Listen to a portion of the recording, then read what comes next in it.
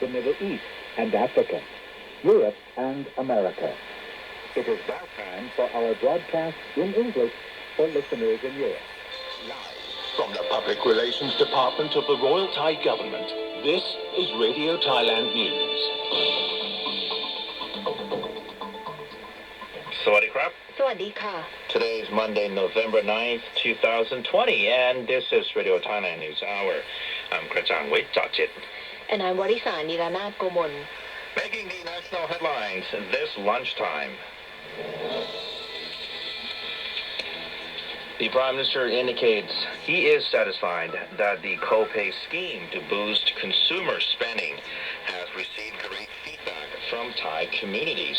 Meanwhile, security officials are monitoring the border at all times to prevent people smuggling in response to reports of COVID-19 currently spreading in Myanmar.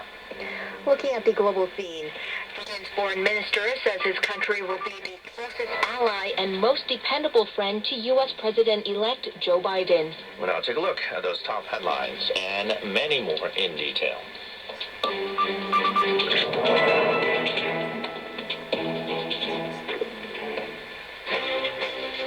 National news.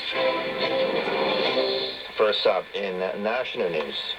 The National Weather Agency has reported that a high-pressure system from China is covering upper Thailand, bringing cool weather conditions to the upper regions. Bangkok is forecast to have cool and strong wind, with isolated rain over the next couple of days, with lows of 20 degrees Celsius and highs of 34 degrees. Meanwhile, cool weather with strong wind is expected to prevail in the north, northeast, central plains, and east, with lows of 16 degrees and highs of 34 degrees. The south will see scattered to fairly widespread thunder showers and isolated heavy rain in some areas, and can expect lows of 23 degrees and highs of 33 degrees.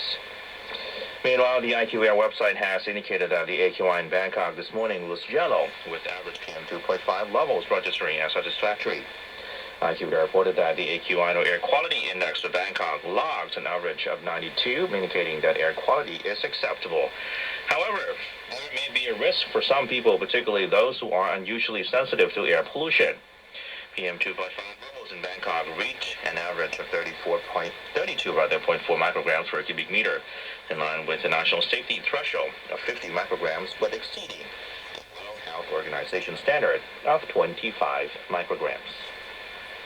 Meanwhile, Prime Minister General Prayut Chan-o-cha said he is satisfied that the co-pay scheme has received great feedback from the Thai communities.